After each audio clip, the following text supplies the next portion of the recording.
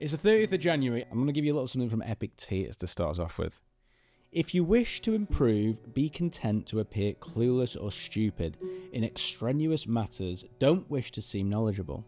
And if some regard you as important, distrust yourself. You know, a lot of people jump on discovery calls with me, and at the end they say, "I'm quite surprised. I thought you were going to be a real idiot." Why is that? Because I play the clown a lot, I think, I think it's a great character to play in life because it's not revealing all your cards. What I wouldn't want to be is somebody that tries to appear very clever, but is actually an idiot. That reminds me, we had an interview recently, just on that side note, with a guy who was like, I'm just a massive fan of Jack's. Like, I just think it'd be so fun working for him. And I had to bring him back down to earth a bit and be like, it's a persona. It's not real. Like, when you're in front of him, you might be disheartened. Very disappointed. That it's there's a job to do as well. It's not just dick jokes. So look, you don't have to stay on top of everything. I think what we're talking about here is sales can be this big, scary skill set, right? You can think about, how am I opening the calls? How am I asking the questions? How am I booking the meetings? How am I sitting the meetings? How am I doing discoveries, demos, closing, chasing, follow-up? All these different things can quickly pile on top. And actually, when you try and catch two rabbits, you'll catch none. A little callback to previous in the month there. Yeah. So really what you want to do is look at this as, how can I make those incremental gains? Okay? So I'll make it about jiu-jitsu. In jiu-jitsu, there's a thing of, if I'm wanting to get better at an arm bar, so I'm only wanting to get an arm bar, I'm going to ignore all of the things and only focus on the arm bar. I naturally have to accept that then I will be bad at everything else. Yeah. By just focus on the one thing, other things will suffer.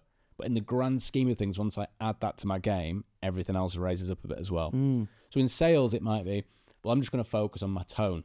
I'm not necessarily going to focus on a closing strategy or a question. I'm just going to get better at that tone at the start of the call, and it'll get my brain fixated on that. And maybe at the start, while I'm doing that, other things might suffer. But once I've nailed it, it becomes part of my overall game, then my whole sales approach is raised. Does that make sense? Yeah, it just becomes part of you eventually. And I think it's so, like, I know this is all about sales, but it is so much about life as well, that, like, if you focus on, I'm really, really going to get good at sales and focus on my career, well, then maybe your personal life or your relationships or other things might suffer. And that's fine, because not everything is forever. And everything comes in seasons, and there are times to go to war, and there are times to hibernate and recoup and things like that. So it's so kind of, it's there in sales, isn't it? Focus on one bit of the cycle. What can you really, really, really get good at?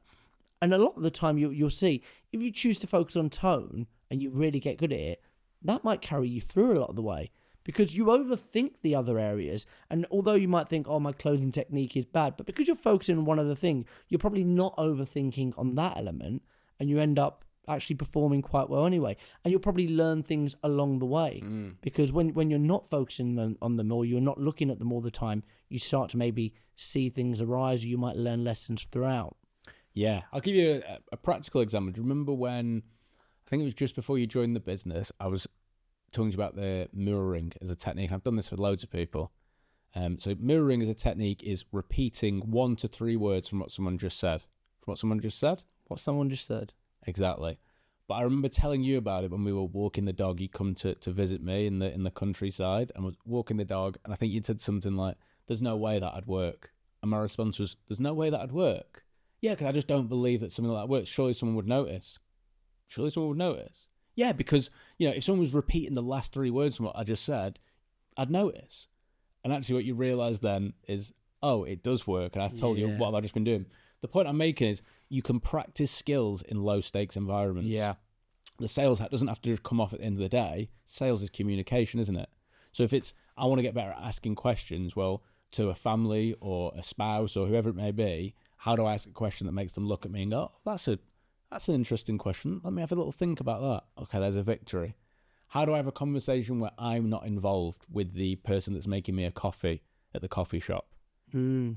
How do I do these things in low stakes environments so I can stack on the evidence shot before I get on my next stage dialing? Okay, I've tried it in real life and it works. If it's true in life, it's going to be true in sales. And you can something that I definitely push people to do is try and experience rejection in low stakes environments. So there's something called rejection therapy, where you go out into certain situations and you might embarrass yourself publicly, or you might ask for a pound off in the coffee shop, or you might do something silly that puts you so out of your comfort zone that you absolutely hate, but then once you've done it you realize actually no one's died and I'm all okay.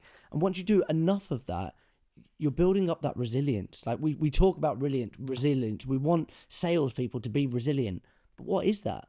Well, resilience is so much evidence that they've been through hard times and they keep bouncing back time and time again, and they can kind of go through that unfazed. That's what we're looking for. So find those low stakes environments, pick a skill set, sit down with a friend, family member, and think, what sales skill can I maybe practice tonight that I'm trying to improve that's going to help me get to my A game in sales? Wow. I've been Jack Frimston. I've been Zach Thompson. Remember, you will die. Don't throw the wasps out.